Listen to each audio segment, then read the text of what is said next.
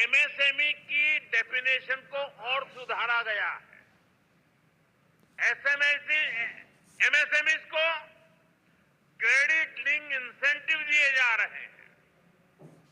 Access to credit आसान बनाया जा रहा है।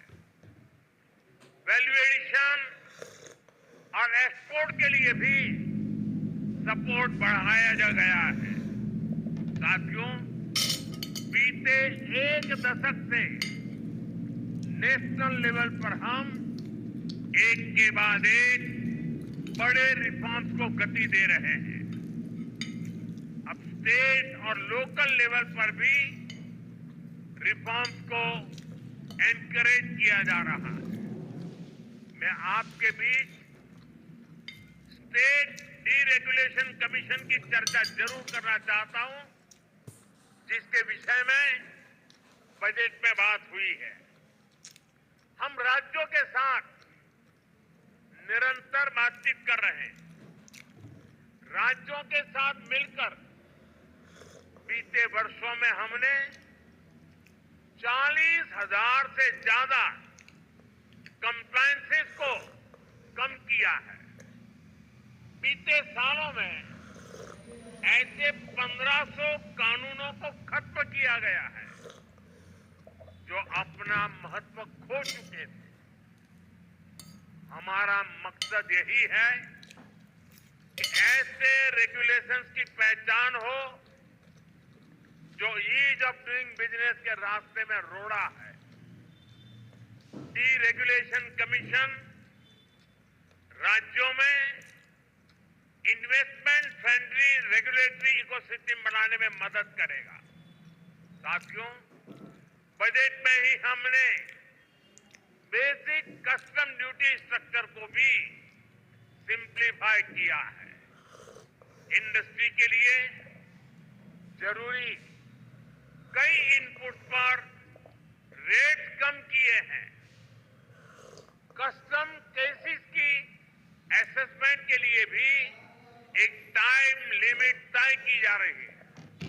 इसके अलावा नए सेक्टर्स को प्राइवेट एंटरप्रेन्योरशिप के लिए इन्वेस्टमेंट के लिए खोलने का दौर भी जारी है। इस वर्ष हमने न्यूक्लियर एनर्जी,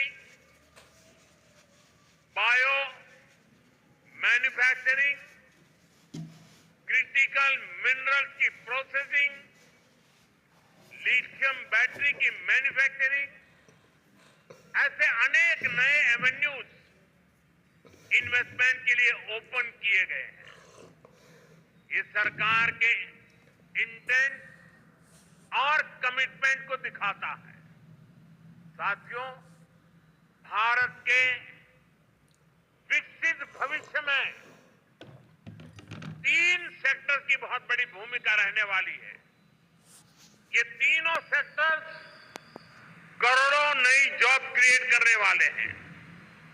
ये सेक्टर्स हैं टेक्सटाइल, टूरिज्म और टेक्नोलॉजी। आप टेक्सटाइल के सेक्टर को ही देखें तो भारत कॉटन, सिल्क, पॉलिएस्टर और विस्कोस का दूसरा सबसे बड़ा प्रोड्यूसर है। भारत का टेक्सटाइल सेक्टर करोड़ों लोगों को रोजगार देता है। भारत के पास टेक्सटाइल से जुड़ी एक पूरी ट्रेडिशन भी है, स्किल भी है और एंटरप्रेन्योरशिप भी है।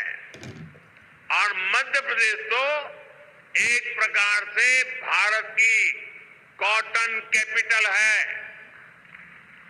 भारत की करीब 25% organic cotton supply Madhya Pradesh से ही होती है।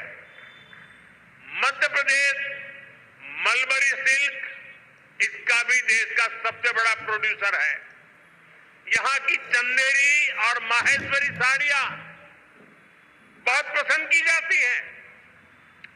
इन्हें जीआई टैग दिया जा चुका है। इस सेक्टर में आपका इन्वेस्टमेंट यहां के टेक्सटाइल को ग्लोबली अपनी छाप छोड़ने में बहुत मदद करेगा। साथियों, भारत ट्रेडिशनल टेक्सटाइल के अलावा नए एवेन्यूज भी खोज रहा है। एग्रो टेक्सटाइल, मेडिकल टेक्सटाइल और जियो टेक्सटाइल, ऐसे टेक्निकल टेक्सटाइल को हम बढ़ावा दे रहे हैं। इसके लिए नेशनल मिशन शुरू किया गया है। इसे बजट में भी हमने प्रोत्साहन दिया है। आप सभी सरकार की पीएम मित्र स्कीम से भी परिचित है। देश में टेक्सटाइल सेक्टर के लिए ही 7 बड़े टेक्सटाइल पार्क बनाए जा रहे हैं। इनमें से एक मध्य प्रदेश में भी बन रहा है। ये टेक्सटाइल सेक्टर की ग्रोथ को नई बुलंदी देने वाला है। मेरा आग्रह है कि आप टेक्सटाइल सेक्टर के लिए घोषित पीएलआई स्कीम का भी जरूर फायदा उठाएं। साथियों, टेक्सटाइल की तरह ही भारत अपने टूरिज्म सेक्टर में भी नए आयाम जोड़ रहा है।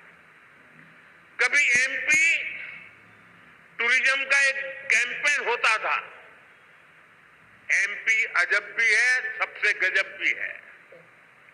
जहां एमपी में नर्मदा जी के आसपास के स्थानों का, आदिवासी क्षेत्रों में टूरिज्म इंफ्रास्ट्रक्चर का बहुत अधिक विकास हुआ है। यहां कितने ही सारे नेशनल पार्क्स हैं। यहां हेल्थ एंड वेलनेस से जुड़े टूरिज्म के लिए भी अपार संभावनाएं हैं। हील इन इंडिया, इसका मंत्र दुनिया को पसंद आ रहा है। हेल्थ एंड वेलनेस के क्षेत्र में भी इन्वेस्टमेंट के लिए अपॉर्चुनिटीज लगातार बढ़ रही है। इसलिए हमारी सरकार इसमें पब्लिक प्राइवेट पार्टनरशिप को एनकरेज कर रही है। भारत की ट्रेडिशनल ट्रीटमेंट को, आयुष को भी बहुत बड़े लेवल पर प्रमोट किया जा रहा है। हम स्पेशल आयुष वीजा भी दे रहे हैं। इन सभी से एमपी को भी बहुत फायदा मिलने वाला है। वैसा साथियों, आप यहां आए हैं तो उज्जैन में महाकाल महालोक देखने जरूर जाएं। आपको महाकाल का आशीर्वाद भी मिलेगा और देश टूरिज्म और हॉस्पिटैलिटी सेक्टर को कैसे एक्सपांड कर रहा है, इसका अनुभव भी मिलेगा। साथियों, मैंने लाल किले से कहा है, यही समय है, सही समय है आपके लिए एमपी में इन्वेस्टमेंट करने और इन्वेस्टमेंट बढ़ाने का भी यही सही समय है। एक बार फिर आप सभी को बहुत बहुत शुभकामनाएं, बहुत बहुत धन्यवाद।